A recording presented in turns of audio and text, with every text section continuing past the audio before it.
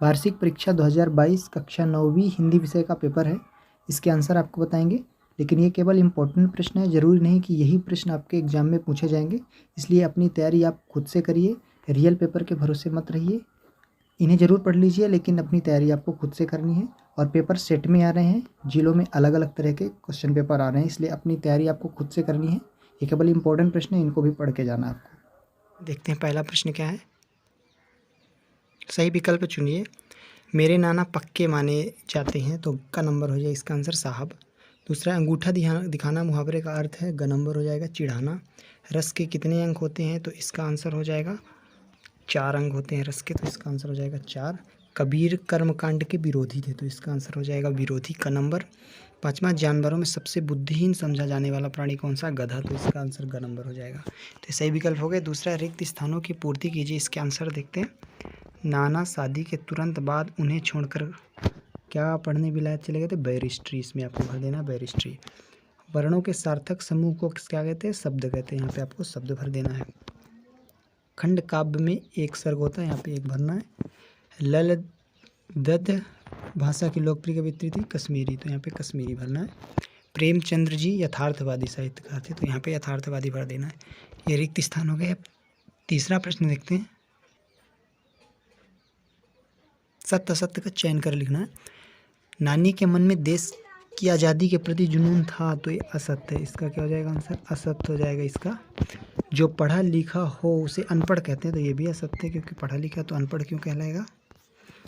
पंचवटी एक खंड काव्य है, तो ये सत्य है, खंड काव्य पंचवटी।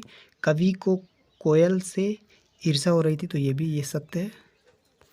और प्रेमचंद के जूते नए थे, नहीं फटे हुए थे, तो ये क्या हो जाएगा, असत्य हो जाएगा। पहला असत्य, दूसरा असत्य, तीसरा चौथा सत्य और आखिरी भी असत्य है। ये सत्य असत्य हो गए। चौथा प्रश्न है, सही जोड़ी बनाइए, इसका आंसर देखते हैं। भूख मीठी 2 1 दिए हुए हैं, खंडा खंडवा काखा लिखा है, तो भूख मीठी का क्या हो जाएगा, भोजन मीठा, ये अंग हो जाएगा इसका। सदाचार का विलोम दुराचार हो जाएगा, ग इसका आंसर है। काव्य के भेद कितने होते हैं, 2 भेद होते हैं, तो इसका आंसर 2 हो जाएगा। दावानल जो है जंगल में लगी आग का नंबर इसका। पोथियाँ धार्मिक पुस्तकें कहलाती हैं जिनको, इसका खा हो जाएगा। सही जोड़ी भी हो गया।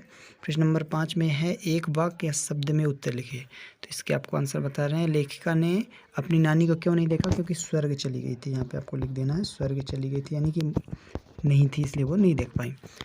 उपसर्ग किसे कहते हैं, जो शब्द पहले लगता है उसको उपसर्ग। किसी शब्द के पहले, जैसे मान लीजिए एक जय है, इसके पहले वी उपसर्ग हो गया, तो वी उपसर्ग होता है, यानी किसी शब्द के पहले लगता है उसको उपसर्ग कहते हैं। गोस्वामी तुलसीदास के प्रमुख महाकाव्य का नाम क्या था, रामचरितमानस। तुलसीदास जी ने लिखा, प्रमुख महाकाव्य है इनका रामचरितमानस। और रसखान का मूल यानी वास्तविक नाम रसखान जो कवि हैं उनका क्या था, तो इसका नाम, इनका नाम था सैयद इब्राहिम, सैयद इब्राहिम। और क्षितिज का अर्थ क्या होता है, क्षितिज जहाँ पे धरती और आसमान एक साथ मिलते हैं उसको क्षितिज कहते हैं, यहाँ पे आपको लिख देना है। तो ये आपके कक्षा 9वीं हिंदी विषय के कुछ इंपॉर्टेंट प्रश्न थे, इनको आप तैयार करके जाइएगा और अपनी तैयारी आपको खुद से करनी है, रियल पेपर के भरोसे आपको नहीं रहना है।